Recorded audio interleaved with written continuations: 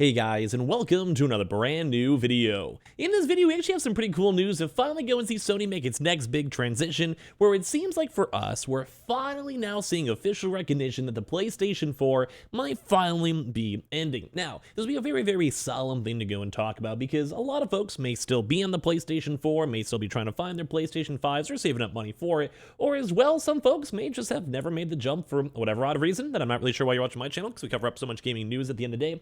But for this, it kind of seems very intriguing to see because it seems like Sony is now finally making that deep dive. It's been one of the biggest critiques I've had on my channel for quite some time that we're so hard stuck on the PlayStation 4, and I'm sure a lot of folks in the gaming universe have been in the same exact thought process where we've had games like God of War Ragnarok on the PS4, Horizon on the PS4, Spider-Man on the PS4, and many other games out there. But now we could finally maybe start making this push towards this next gen consoles. We're going to talk about this, talk about stuff, talk about what PlayStation's up to, and all that, and let's go and dive into the video itself. So, when you guys are brand new, make sure you guys are subscribed with the notifications on. Check on the How link down below for the nice little Samsung pre-orders and takeouts for that one. We have the Twitter and Twitch room down below too as well. We have the Target links, we have the Amazon links and everything else, and let's go and dive into this video. So as I mentioned, Sony is finally making a massive big push. If you guys missed it, there was a pretty big and kind of cool trailer that was basically talked about and kind of promoted on Twitter, on Reddit, on the actual official PlayStation YouTube account. And for what they kind of did, is that they wanted to focus on all the major games coming out over here in 2023. And this is kind of why this is kind of going pretty cool. Because we're seeing articles now, we're seeing other folks kind of get on the same exact train, and we're even seeing PlayStation themselves diving on board. So, as I mentioned, you guys even see stuff from Kotaku.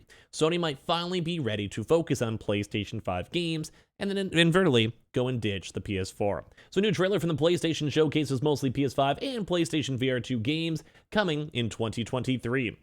That was once again a big one too because for us, they had a chance to go and highlight a lot of these games. Now, I'd actually literally show you guys this trailer if I could, mainly because I think they have a copyright on it itself because there's a lot of trailers and music and everything in between. But a big thing to note is that almost every single one of these games is basically for only the PlayStation 5. So as you guys know, the PlayStation 4, it's like over a decade old, it's dated, it's a good console. Like, don't get me wrong, I loved my PS4, I had so many games on it, even the games like Spider-Man, and I'm sure someone watching this video right now either still has their PlayStation 4 or as well, like maybe got it for a family member or had one at some point, maybe sold it for the PS5 or did a trade-in, whatever. Basically, they're pretty still relevant.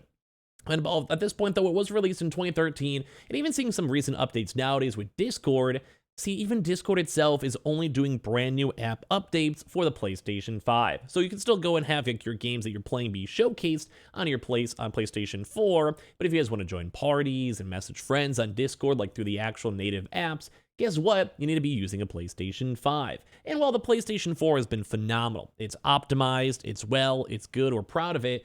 Sadly, it's not, going that good at the end of the day. So now it kind of seems like Sony, though, with all of this and all the hype and all the prior big games these last 2 years, with, like I said, God of War, Horizon, etc., it looks like Sony might be finally ready to move on. Although the article also says, too, almost. But I mean, it's pretty much there. We can round up to that. So as the PlayStation 5 released over 2 years ago on November 12th, at this point, so like 2 years and a few months, yet the last few massive Sony exclusives with Horizon Forbidden West, God of War Ragnarok, and all those were released in the PS5, as well as the elderly PS4, as I mentioned. And while it was nice for those folks that had a chance to play those games, it felt odd to see Sony still supporting this weird era of cross-gen games into 2023.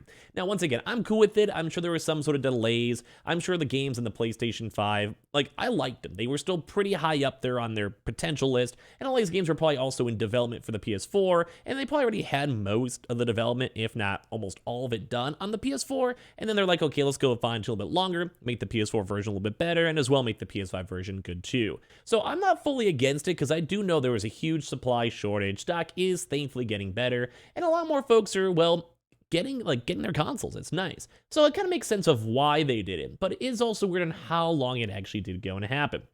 Now, with this one, though, like we said, it's nice because they're now pumping longer support for the PlayStation 5 now. Because even for this one, even like it said, like Jim Ryan infamously said in 2020 that Sony had always believed in generations in response to, Microsoft promoting their long-term support for cross-gen games as well. So it's funny because I think they're maybe also trying to go take one off of Microsoft's boat. Because Microsoft, you can literally go play like Xbox, like pure OG Xbox games on your Xbox Series X and S. Like they just have like a different, almost PC-based architecture, somewhatly, while the PlayStation still is in its own little unique band of gaming, where they basically, you can maybe do some stuff, but basically can't even do anything with the PlayStation 3 because it's so completely different. So we're not really sure if it was just Sony trying their best to like be like, hey, no, we support people, we support prior gen, but at the end of the day, like, it's not really comparable to Xbox. Just gotta admit to it too as well. So that's just a big thing to know. But basically for this one, it does seem like the PS4 and PS5, they're like kind of finally separating. They're finally kind of moving on, and they're finally being a little bit more different. So as I mentioned, there's a huge kind of big video over here, which I would show, but copyright itself. It's just little quick trailers. It's not like you probably have already seen them all as is. But the big thing to know is almost all of these games are montages for games coming on the PS4. On PS5, not really on the PS4. There's a few on the PS4, and that's a big thing to note because we're finally making this push, and it kind of seems like Sony themselves are embracing it because on official marketing and official YouTube videos and official everything, it seems like they're finally making this push. So as you guys can see, this video was published as of yesterday, and we saw basically a montage of 23 games coming out in 2023 throughout the rest of this year, and only 8 of them are coming to both the PS4 and PS5, and all of Sony's exclusive games, including Spider-Man 2 and the Horizon VR spinoff, are entirely skipping the PS4. Now, I'm sure there's someone watching who's still on the PS4. I just hope you get your PS5 sooner rather than later, but I also understand too that some folks, maybe from monetarily issues, or maybe you're not the biggest gamer, or I mean, funny enough, even though it has been pretty common, some folks are still having issues on finding their consoles at the end of the day, which is, well, kind of really weird to see. So basically, here's all the games they had a chance to go promote. So a good example is Final Fantasy 16. This game's gonna be PS5 only, and I'd almost be insulted if it was a PS4 because the game itself is such a big looking game with cute animation. I was like cute, but good animations, good details, like all this type of stuff, these big characters. It would almost be held back so far, like hard and far, if they had to go stick on a PS4. Horizon 2's DLC as well on PS5 only. Spider-Man 2, which once again, I want to be able to go take advantage of these SSDs, the loading times, and basically having a chance to make the game look beautiful and have good reflections and RTX and everything else with it. And as well, if they're trying to go and also somewhat fine-tune this game for a PS4, like, I'm sure it could work. Like, those Sony devs are angels, they're good, but it is a lot harder. You have Assassin's Creed Mirage 2 as well, which will be coming out on both, which makes sense. They've probably been working on it for quite some time. It's also Ubisoft 2 as well, so that, I mean, I would probably trust them on making a PS4 just like less resolution, like less intense game. Resident Evil 4 Remake as well, it's also third party, I can also understand it. Plus also Resident Evil itself, like they're probably gonna maybe be using the same engine as Village, which would be make sense. But then we have PS5 as PS5, or Forspoken on PS5 only. Suicide Squad on PS5 only. Dead Space as well, which once again, these games are trying to push for like remakes, so AKA better graphics, and these are brand new games, and it makes sense too, because we're on like year 3 of the console generation, so if they started 2 years ago, and they already have all the assets ready to be imported, it would make sense. Stellar Blade, PS5 only, which I'm excited for that game as well. Street Fighter will be mixed though, but that makes sense, it's not as graphically intrusive, and it is a multiplayer game, so the bigger the player base, probably the better for them, and also microtransactions and tournaments and everything else. Star Wars Jedi Survivor, PS5 only. Alone in the Dark, PS5 only. Firewall Ultra. Although once again, if it's a PSVR 2 game, it would make sense this well to be on a PS5. We have Pacific Drive as well, PS5 only. The Lords of the Fallen, PS5 only. Horizon, PS5 and PlayStation VR only. And then we have some other things like Destiny, but of course, Destiny's on the same game engine they've been doing on the PS4 already. Not really sure what Eternal Nights are, or Taya is. We also don't really know what Season Alert of the Future is, but there's a few other games too, such as Wild Hearts and Sign Duality. Now, Hogwarts is a little bit of a weirder one, though, because it is coming out on the Switch either way, but it's like the Harry Potter IP, so they're going to try to go hit everything they possibly can. So if you've been paying a lot of attention to, as they've mentioned, we're seeing a lot more of these games are transition to current gen.